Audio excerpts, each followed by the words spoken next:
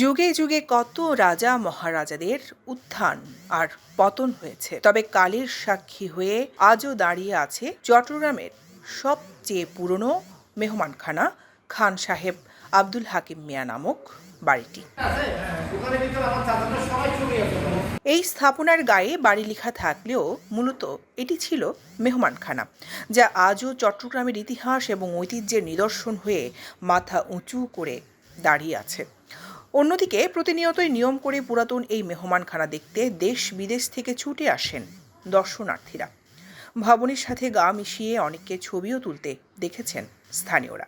অনেক পুরানা জমিদার, এটা খান সাহেব আব্দুল হাকিম মিয়ার বাড়ি। এখানে এরা দীর্ঘদিন যাবৎ এরা এই প্রতিষ্ঠিত করছে। এখানে স্টেট আছে, এখানে মসজিদ আছে, আব্দুল হাকিম মিয়া মসজিদ আছে, এখানে স্কুল আছে, আব্দুল হাকিম মিয়া খান সাহেব স্কুল আছে।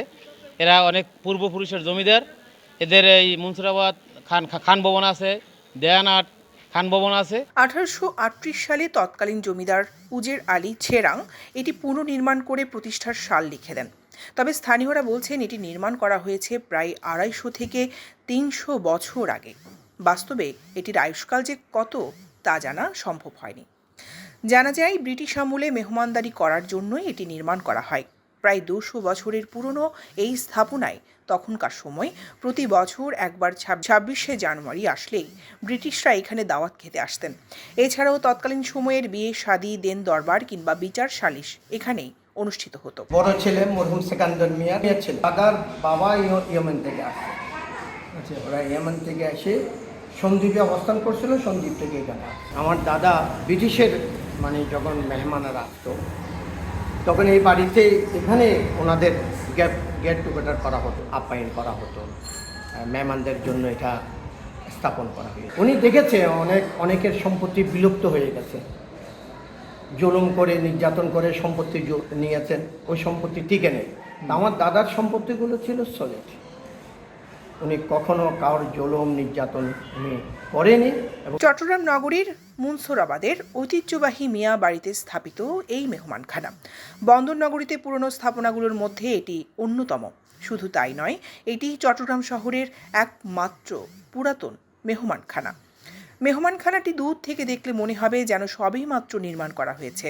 অপরূপ সৌন্দর্যের কারুকাজগুলো যেন এক নিমেষেই মন কেড়ে নিবে সবার।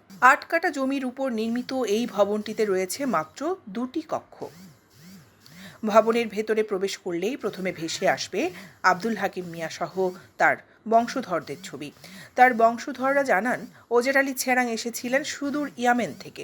ইসলাম প্রচারের তিনি সহ তার ছেলে আব্দুল হাকিম মিয়ার অসামান্য অবদান ছিল। 1871 সনে এই মূল খান সাহেব আব্দুল হাকিম মিয়া, এই বাড়িটার জন্ম হয়েছে খান সাহেব আব্দুল হাকিম মিয়া, কিন্তু ওনারা তো ওনার জন্ম পরে উনি এইগুলি এস্টাবলিশ করছেন। এই বিশাল সম্পত্তি খান সাহেব আব্দুল হাকিম মিয়ার ওয়াকফ হচ্ছে 200 বছর পরেই উনি যখন 1871 সনে জন্ম, 1902 এবং 3-তে ওইগুলিতে এস্টাবলিশ করছে। বিভিন্ন কোম্পানি থেকে আসছে, ফাইসেন কোম্পানি, চ্যাপটা, বিভিন্ন কোম্পানির অ্যাডভার্টাইজ করার জন্য ওনার মসজিদ আছে, মাদ্রাসা আছে, স্কুল আছে, হাসপাতাল আছে, বিভিন্ন যে প্রতিষ্ঠানগুলি আছে ওগুলি দেখতে আসেন। এই মেহমানখানার পাশে রয়েছে আরও একটি ভবন, সেখানে পরিবারসহ বসবাস করতেন আব্দুল হাকিম মিয়া। এছাড়াও এই এলাকায় তিনি প্রতিষ্ঠা করেন মসজিদ, স্কুল, মাদ্রাসা সহ আরও অনেক প্রতিষ্ঠান। দৈনিক আজাদী নিউজ ডেস্ক।